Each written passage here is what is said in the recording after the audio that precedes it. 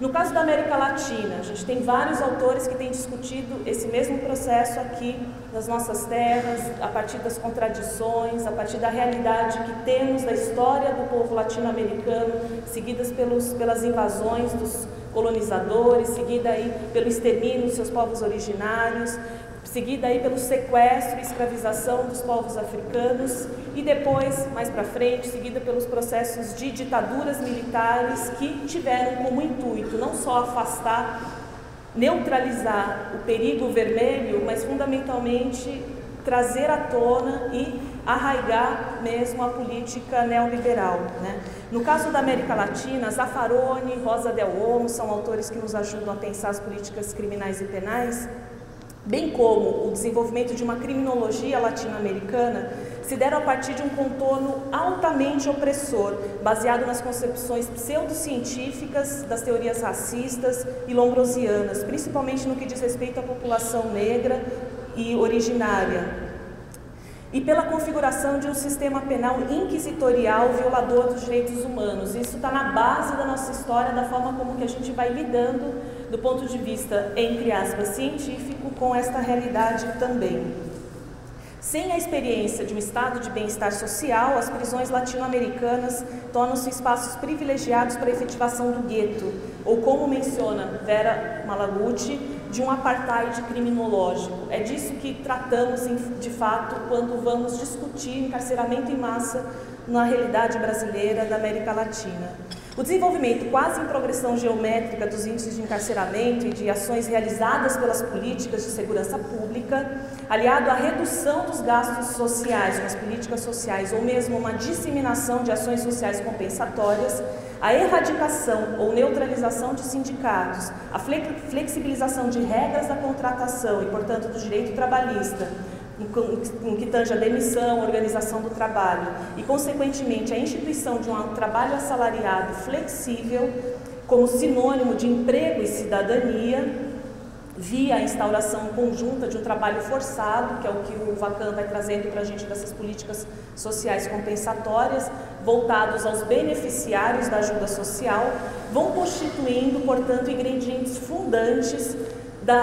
desse Estado democrático de direito penal e que devem ser considerados para uma análise que permita reconstruir esse fenômeno do encarceramento em massa em suas bases concretas.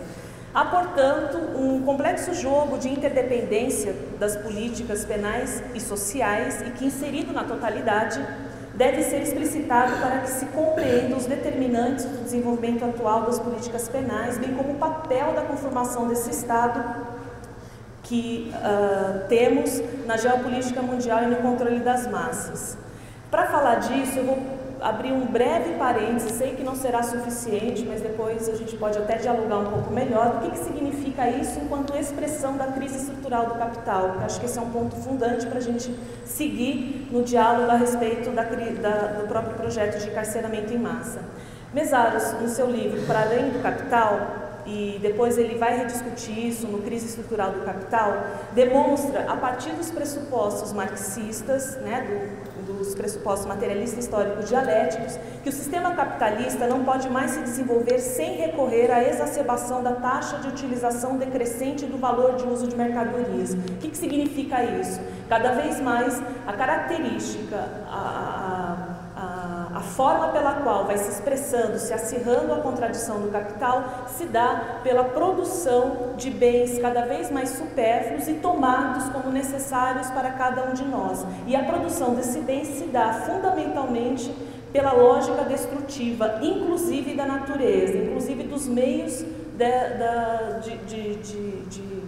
captação dos recursos básicos para a produção dessas mercadorias. Isso vai trazendo desdobramentos profundos na produção, na circulação e no consumo, bem como para a cultura e formas de sociabilidade e, consequentemente, para a constituição subjetiva de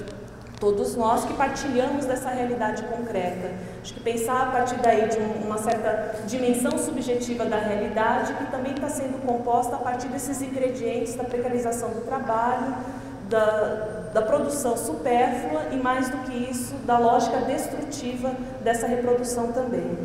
A característica mais fundamental, de acordo com Mesaros, na crise estrutural do capital é o fato de que o gigantismo da produção capitalista só é possível pela ampliação da sua dimensão destrutiva. E isso significa não somente analisarmos o processo econômico, o processo de produção, mas também, em contrapartida, todas essas lógicas que se dão na própria sociabilidade, lógicas de relações, leis, né? Ou seja, essa sobreestrutura jurídica também. Não há um processo de reprodução ampliada do capital caracterizado por uma produção genuína, mas por uma autorreprodução destrutiva que se manifesta de mais diferentes formas. Nulificação das vastas quantidades de riqueza e recursos acumulados, por exemplo, na utilização em larga escala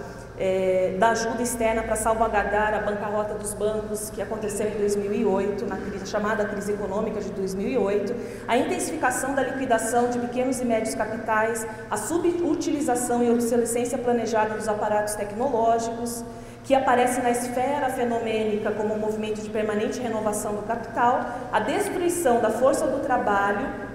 que significa intensificar as taxas de extração de mais-valia relativa, trazendo para baixo e equalizando, nesse sentido, a exploração a partir de processos de precarização do trabalho,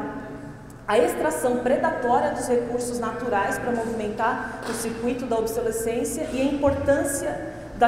do crescente complexo militar industrial na economia capitalista. Então, de tudo isso, não dá para abordarmos todos esses elementos, vou focar especificamente nesse complexo militar industrial que vai se agigantando no processo da crise estrutural do capital. O sistema metabólico do capital, cujo núcleo central é formado por esse tripé, capital, trabalho, assalariado e Estado, passa por uma crise estrutural, que é uma crise de acumulação do capital, caracterizada por uma longa onda recessiva e que apresenta algumas especificidades e características como tentativas de superar essa mesma crise.